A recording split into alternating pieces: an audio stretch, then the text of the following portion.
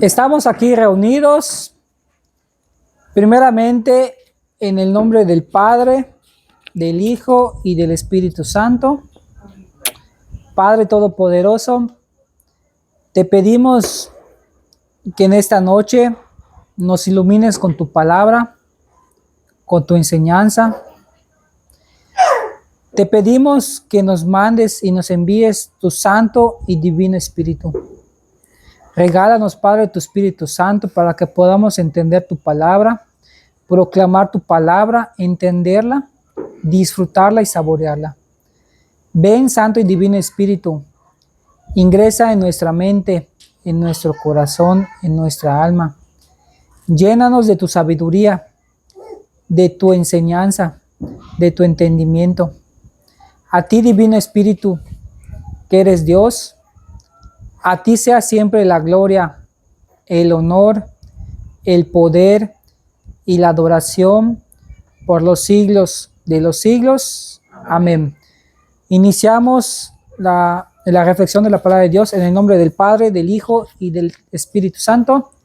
Amén. Sentamos asiento. Bueno, el día de hoy vamos a ver las tres lecturas. La primera lectura, la segunda lectura y el Evangelio. La primera lectura habla del profeta Isaías del Antiguo Testamento. ¿De qué nos viene a hablar el profeta Isaías? Vino mucho antes que Jesús. ¿Y cuál fue su trabajo? Enseñar qué va a pasar en un futuro, describir acontecimientos futuros. Y dentro de ello vamos a ver que describa al Señor Jesucristo. Vamos a ver que cuando viene el Señor Jesucristo, dice, los desiertos llénense de alegría, dice, de flores.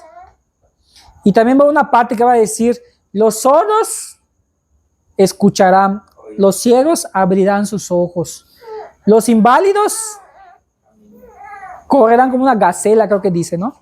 Entonces, va a estar relacionada al Evangelio, la primera lectura. Vamos a leerlo para ver cómo nos describe el Señor Jesucristo. Primera lectura. Dios mismo viene a salvarnos. Esto dice el Señor. Regocíjate, yermo desciendo. Vea, regocíjate significa llénese de felicidad, de alegría, de emoción, de espera. Yerno significa un lugar desértico. Regocíjense, yerno mío. Sediento. Que es que obviamente el lugar desierto, que es el desierto, ahorita lo voy a decir. Que se alegre el desierto y se cubra de flores. Que florezca como un campo de lirios, que se alegre y de gritos de júbilo. Porque le será dada la gloria del Líbano, el esplendor del Carmelo y del Sarón. Vea, llénese de felicidad el desierto, alégrese, llénese de flores. Se le va a dar la gloria del Líbano. El Líbano representa un árbol grande, frondoso, fuerte, firme. Se le va a dar la gloria del árbol, o sea, lo está relacionando a firmeza, a poder. Del Líbano es un árbol, ¿ok? ¿Qué más dice? El esplendor del Carmelo y del Sarón. ¿Ok? Ellos verán la gloria del Señor, el esplendor de nuestro Dios. Fortalezcan las manos cansadas. Las manos cansadas se fortalezcan, ¿ok? Afiancen las rodillas vacilantes. Digan a los de corazón apocado, ánimo, no teman. He aquí que su Dios, vengador y justiciero, viene ya para salvarlos. ¿Qué más dice? Se iluminarán entonces los ojos de los ciegos y los oídos de los sordos se abrirán. Saltarán como un venado, el cojo y la lengua del mundo cantará. Volverán a casa los rescatados por el Señor. Vendrán a Sión con cantos de júbilo, coronados de perpetua alegría. Serán sus escoltas el gozo y la dicha, porque la pena y la aflicción habrán terminado. Palabra de Dios. Te alabamos, Señor. Entonces, viene a describir el momento en que viene el Salvador, el Señor Jesucristo. Cómo hemos leído los milagros, cómo Jesucristo sanaba toda clase de enfermedades. Y Él venía también por los pecadores. ¿Se acuerdan que no venía por los justos? Se llenarán de alegría esas personas que se sentían lejos de Dios. Verán la firmeza, el poder de Dios cuando venga el Señor Jesucristo. Y eso fue una descripción profética de miles de años atrás. Describía un acontecimiento futuro. Vean cómo es magnífico la Biblia. No se contradice. Algo maravilloso va a venir para el pueblo de Dios. Ahorita vamos a ver el Evangelio, pero antes vamos a leer la segunda lectura. La segunda lectura, vean, presten mucha atención, porque es muy importante. Dice, tengan paciencia, esperen la llegada del Señor. Manténganse firmes, dice Santiago. Santiago capítulo 5. Tengan paciencia, vamos a ver. ¿Por qué? Porque estamos en tiempos de Adviento. Sí saben que vamos a cumplir el domingo, tercera semana de Adviento. Adviento significa que va a venir la segunda venida del Señor Jesucristo. Estoy en espera de la segunda venida del Señor Jesucristo. Entonces, este domingo cumplimos la tercera semana de Adviento. Vamos a ver qué nos dice la carta de Santiago. ¿Qué nos dice? Hermanos, sean pacientes hasta la venida del Señor. Vean cómo el labrador, con la esperanza de los frutos preciosos de la tierra, aguarda pacientemente las lluvias tempraneras y las tardías. Vean, sean pacientes como el labrador. ¿Sí saben qué es el labrador? El labrador es la persona que cultiva la tierra. ¿Qué hace, por ejemplo, en el campo? Cuando cultiva, empieza a arrancar la hierba, no sé, empieza a plantar semillas. ¿Cuál es su esperanza del labrador? Que caigan las lluvias tempranas y las tardías. Ya vieron que llueve por temporadas y a veces llueve por estaciones. Entonces dice, tengan esa paciencia de esperar los frutos. Esa tiene que ser nuestra esperanza. Lea una vez más, por favor, y continuamos. Sean pacientes hasta la venida del Señor. ¿Hasta cuándo tenemos que ser pacientes? Hasta la venida del Señor. Entonces, como estamos en tiempos de Adviento, tenemos que tener nosotros esa firmeza, paciencia. Significa estar en espera, no desanimarme y decaer. En el sentido de no desanimarme y decaer, de que voy a disfrutar la vida. Para mí Dios, Dios tal vez ni va a llegar, ¿no? Por eso dice muy importante, sean pacientes a la venida del Señor, como el labrador que cuando él cultiva la tierra espera para que empiecen a dar frutos. A ver, vamos a ver más. Vean cómo el labrador, con la esperanza de los frutos preciosos de la tierra, aguarda pacientemente las lluvias tempraneras y las tardías. Ok. Aguarden también ustedes con paciencia y mantengan firme el ánimo, porque la venida del Señor está cerca. ¿Qué es lo que tenemos que mantener firmes? El ánimo. O sea, estar animados de que el Señor ya está a la puerta, de que nuestro tiempo está contado y que la segunda venida del Señor ya está cerca. Tenemos que tener ese ánimo. ¿Qué más dice ahora? No murmuren, hermanos, los unos de los otros, para que el día del juicio no sean condenados. ¿Qué no tenemos que hacer? Murmurar. Eso es muy importante. La palabra que nosotros hacemos tiene poder. Si nosotros hablamos y criticamos y maldecimos y hablamos más de las demás personas, ¿qué dice? No murmuren, hermanos, entre ustedes, porque ya viene, ¿qué dice? El juicio. Para que el día del juicio no sean condenados. Nosotros que aprender a controlar nuestro vocabulario. No murmuren. Ahora, es muy importante, antes de continuar, dice que el Señor Jesucristo va a venir. Ser paciente significa obrar como Dios quiere que nosotros obremos y como nos comportemos. ¿Qué quiere decir? Que nuestros frutos van a llegar, nuestros frutos. no se van a perder. Va a haber frutos de lo buenos que nosotros nos comportemos. Si nosotros nos dedicamos a hacer oración, van a tener frutos. Al leer su palabra va a haber frutos. Si hacer obras buenas, van a llegar esos frutos. Por eso no te pierdas la esperanza de que, hice esto bueno, pero no pasó nada. O no siento que el Señor Jesucristo está presente. No, sean pacientes a la espera del Señor. ¿Qué más dice ahora? ¿Terminaste?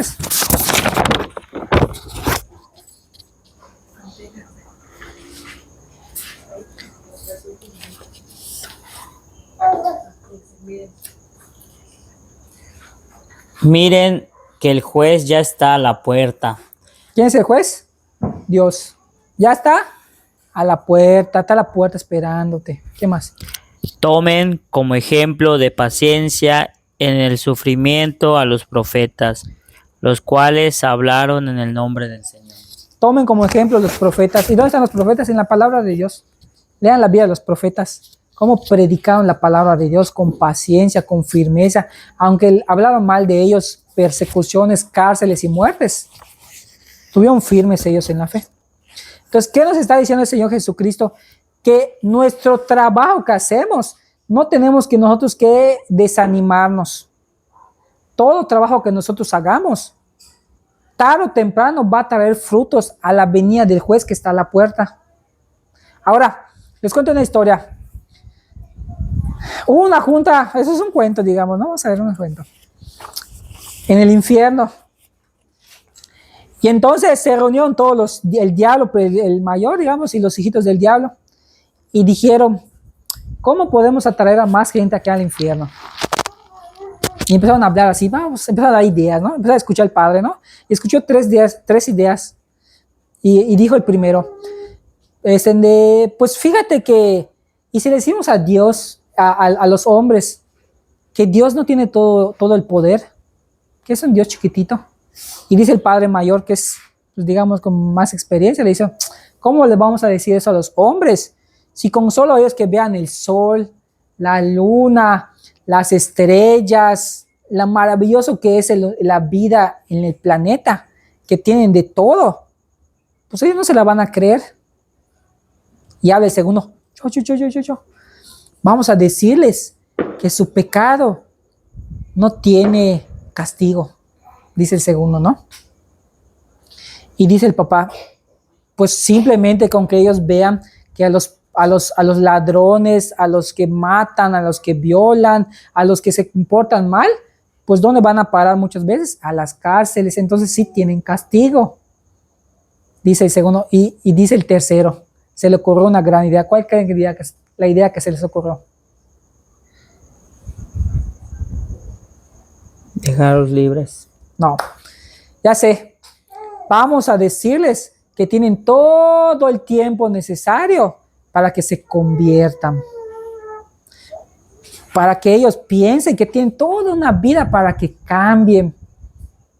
Y así, cuando mueran, pues van a tener esa esperanza que tuvieron todo el tiempo, pero no van a venir y directito para acá se van a venir para el infierno. Y se le ocurrió al padre mayor, tienes razón, vamos a meterle a los hombres que tienen toda una vida por delante por qué vivir, toda una vida para trabajar, toda una vida para hacer sus quehaceres, menos dedicarse a estar firmes y pacientes a la espera del Señor. ¿Y cuántas personas vamos a tener en el infierno? Y ese es nuestro problema de hoy que tenemos, de que esperamos, ¿cuándo voy a cambiar? ¿Y cuándo me voy a confesar? No, pues, ¿y cuándo me voy a casar? Tengo todo el tiempo para casarme porque pues hay tiempo. Y ese es lo que tiene el diablo, que nos mete esa idea. ¿Y cuándo voy a empezar a hacer obras buenas? ¿Cuándo voy a empezar a dejar el dinero a un lado y voy a empezar a enfocarme? Hacer cosas buenas, ayudar, por ejemplo, al necesitado, al que no puede. Aunque un favor que pueda hacer al cojo, se lo hago. A la viuda le puedo hacer algo, lo hacemos. No somos perfectos, pero el diablo nos ha metido la idea de que vamos a tener una vida. Y entonces, como no actuamos, Se le ocurrió la idea al diablito. Y esa es la idea principal por la cual atrae más gente en el infierno. Entonces no esperemos para cambiar, no murmuren. Evitemos esa parte de estar murmurando, de estar firmes, de que hoy es un día menos para la llegada del Señor. Eso es tiempo de Adviento. No es que decir que mañana vaya a llegar, sino que cada día falta un día menos a la llegada del Señor. Es un día menos. Eso estamos en tiempos de Adviento. Ahora vámonos al Evangelio. Vamos al Evangelio según Lucas, ¿no? O Mateo. 11, 2, 11. ¿Qué dice? En aquel tiempo Juan se encontraba en la cárcel y habiendo oído hablar de las obras de Cristo, le mandó preguntar por medio de 2 discípulos: ¿Eres tú el que ha de venir o tenemos que esperar a otro? Vean, ¿quién estaba en la cárcel? Juan el Bautista. ¿Y por qué estaba en la cárcel Juan el Bautista? Predicar. Juan el Bautista se atrevió a decirle al rey Herodes que estaba mal que anduviera con la esposa de su hermana. Porque Herodes, ¿qué hizo? No le importó que sea la esposa de su hermano, sino se la agarró como el rey. Y Juan el Bautista no se quedó callado. Él predicó la palabra de Dios y a Herodes no le gustó, por lo cual su esposa pidió de favor a Herodes que encerraran a Juan el Bautista. Entonces fíjense que para predicar también no nos tenemos que callar la boca.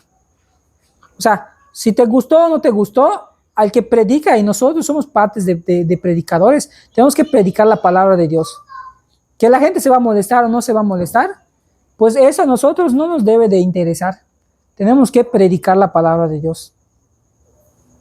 Entonces, por eso Juan el Bautista estaba en la cárcel. Entonces, sus discípulos, pues tenían muchos discípulos Juan el Bautista. Ellos iban y veían y escuchaban lo que hacía Dios. Iban, se lo contaban a Juan el Bautista en la cárcel. Y él les dijo: oye, vayan a preguntarle si es Jesús el que ha de venir. ¿Qué más pasó?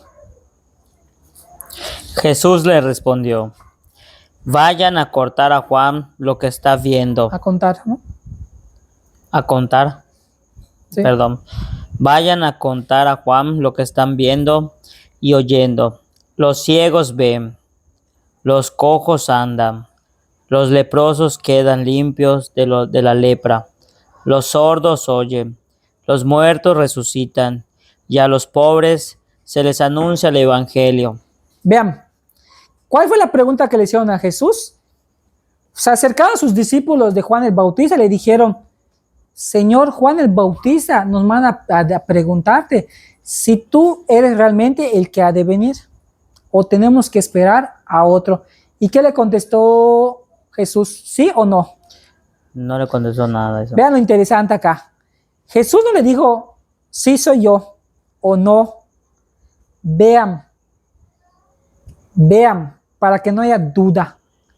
Es como, por ejemplo, que le preguntan a mi papá: papá, oye, eres contratista, y mi papá está haciendo una casa, ¿no? No va a decir sí, no, ve lo que estoy haciendo, ¿no? Y con ver, tú ya te convences de que realmente eres contratista. ¿Por qué? Porque las obras se demuestra también la fe por medio de las obras, lo que se ve, no solo lo que nosotros cacaraqueamos, ¿no? Sino por lo que actuamos igual. Por eso el Señor Jesucristo nos dijo sí o no, dijo vean. En ese momento había muchísima gente al lado de Jesús y mandaba hablar al sordo: ven para acá. Le tocaba la saliva en sus oídos, boom, se le abrían los oídos. Saliva en los ojos, se le abrían los ojos a los ciegos. ¿Cuánta gente resucitó el Señor Jesucristo? Ahora, ¿qué es lo importante de esto?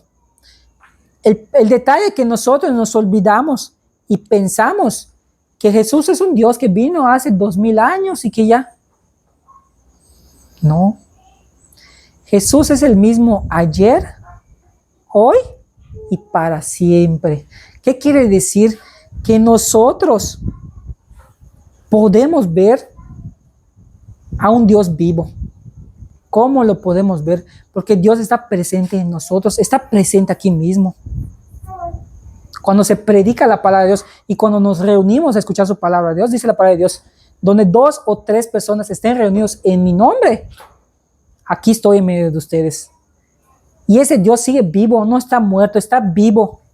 Y tiene la esperanza de sanar cualquier tipo de enfermedades, cualquier tipo de dolores, porque Él tiene el poder de hacerlo. Y algo que me dice al final, ¿qué dice?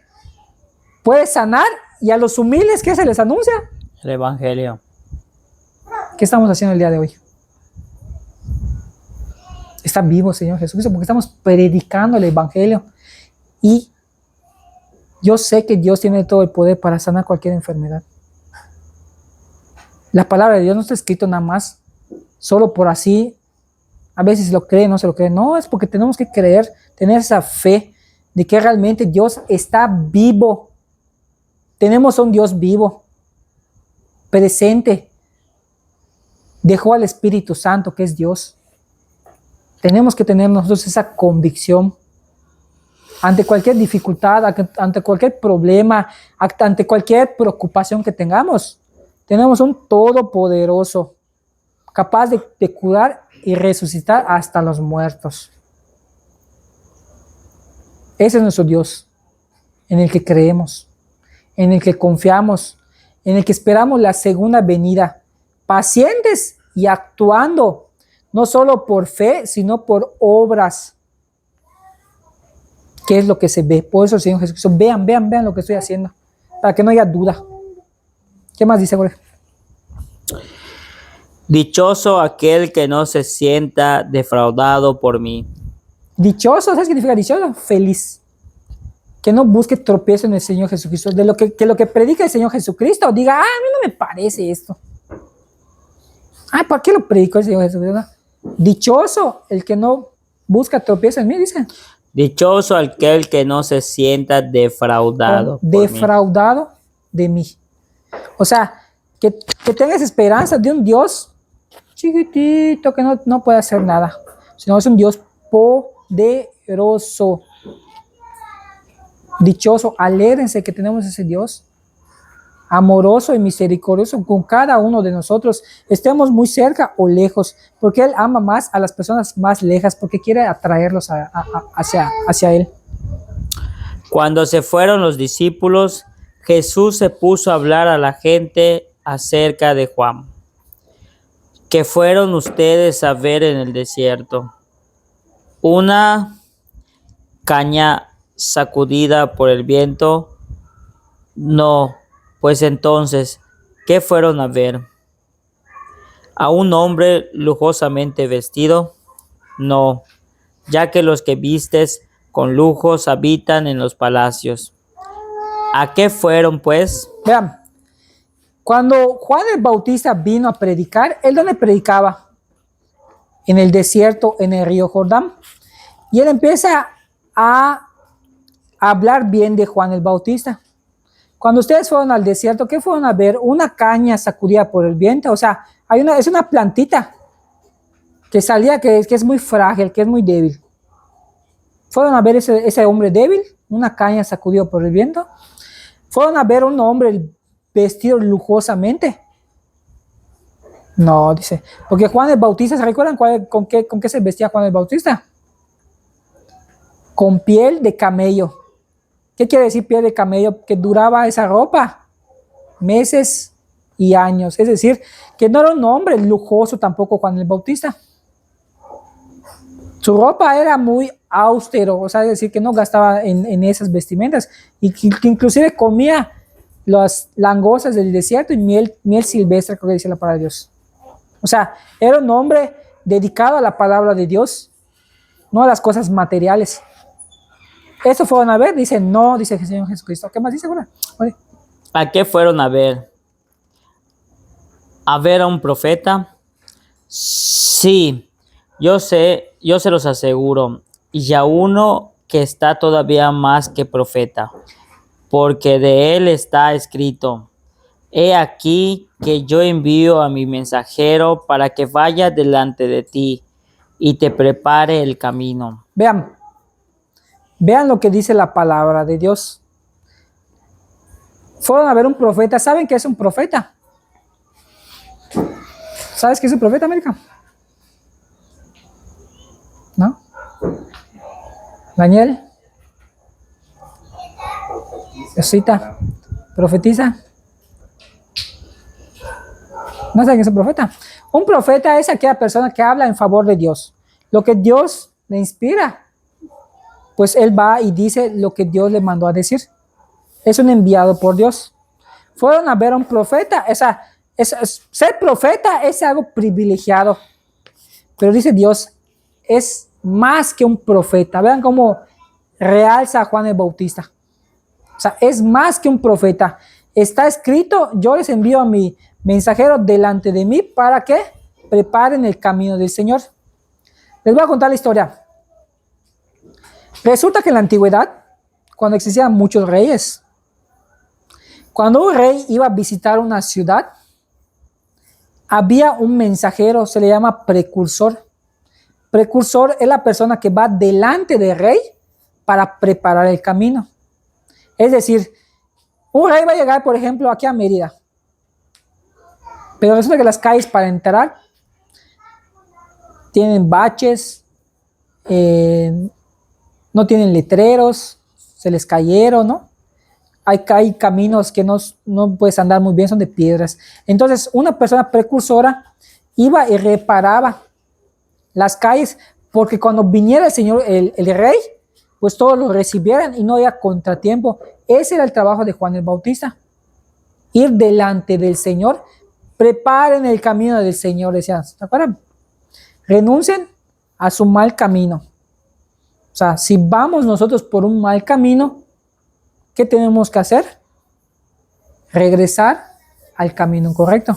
Si estamos actuando mal, empezar a poner recto nuestros senderos, nuestros caminos. Ese es el mensaje. ¿Cómo dice una vez más, Johnny? He aquí que yo envío a mi mensajero para que vaya delante de ti y te prepare el camino. Y te prepara. Ese es el trabajo del Juan el Bautista, preparar el camino del Señor.